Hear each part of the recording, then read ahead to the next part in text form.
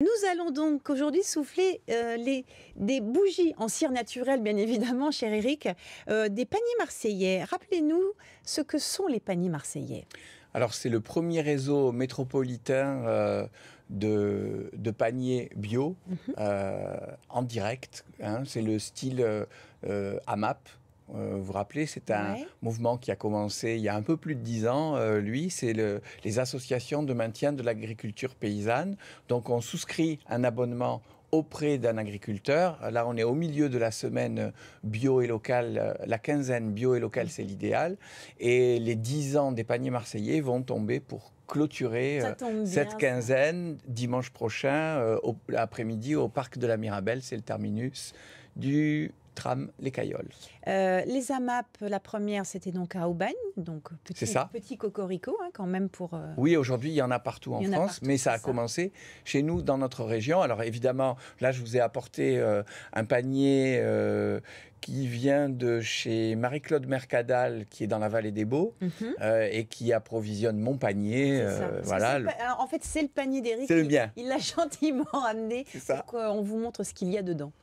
Et donc, évidemment, ce sont des fruits et légumes de saison, des choses qui ne sont pas très normalisées, mais qui sont excellentes. Voilà, comme par exemple cette tomate. Hein. Vous imaginez bien que celle-là, elle n'a pas poussé hors sol et que... Ah bon mais quelle idée, Eric. Voilà. Et vous voyez bien aussi qu'on est...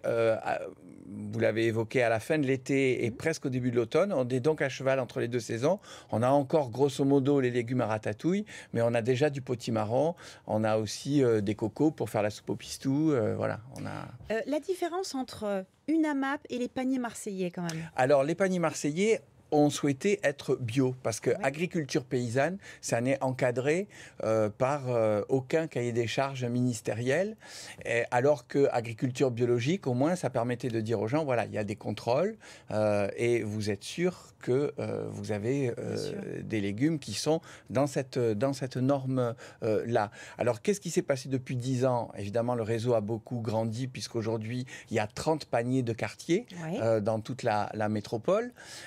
Il y a... Ça fait 1400 familles quand même, c'est pas mal. Hein, c'est ça. C'est 7 maraîchers et à peu près une trentaine de producteurs autres, parce qu'au panier marseillais, l'intérêt, c'est que sur la base du panier de maraîchers, on peut ensuite passer des contrats avec tout un tas de producteurs. Oui, c'est ça. Il y a 7 maraîchers et 30 producteurs qui proposent de la viande, du fromage, de l'huile d'olive. Pour vous dire, ils vont jusqu'aux fleurs au panier marseillais.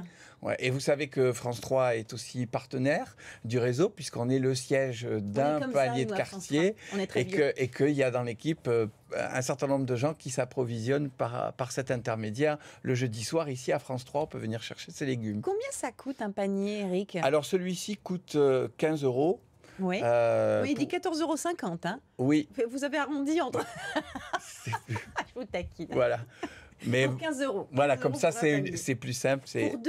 Pour deux. Oui, moi tout seul pour la semaine, c'est même un panier, vous voyez, bien conséquent.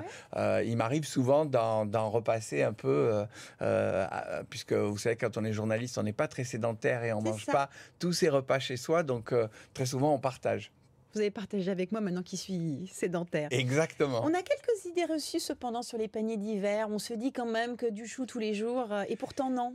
Non, il y a plus, paradoxalement, c'est pas l'idée qu'on a dans la tête, mais il y a plus de diversité l'hiver que l'été, parce que grosso modo, l'été, vous fournissez les légumes à ratatouille, tout le monde est content pendant 4 mois.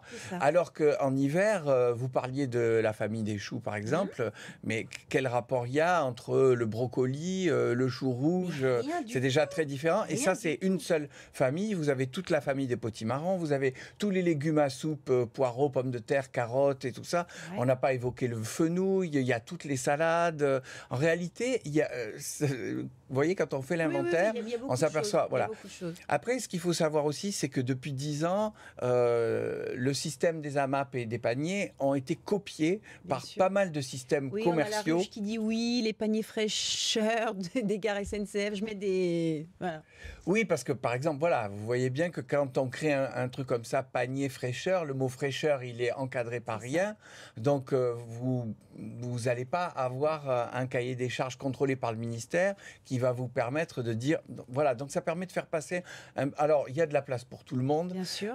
mais l'important c'est que le consommateur sache exactement ce à quoi il a affaire. Donc il ne faut pas hésiter à demander. Vous voyez la ruche qui dit oui, oui, par exemple, il y a 16% du prix qui ne va pas dans la poche de l'agriculteur, qui va au site internet et qui va aux gens. Alors que dans le système des AMAP, la différence, c'est ça, c'est que les gens sont bénévoles et que le chèque, vous le faites à l'agriculteur. Tout va dans la poche de l'agriculteur. Je crois que vous avez compris. Eric est intarissable sur non, mais les je pense qu'il faut simplement... Je pense que là, il faut savoir à quoi on a Mais grâce à affaire. vous, cher Eric, on a la bonne information. Et au bout du compte, ça permet de manger bio et local pour moins cher que si vous alliez dans un supermarché en conventionnel. Merci beaucoup, cher Eric.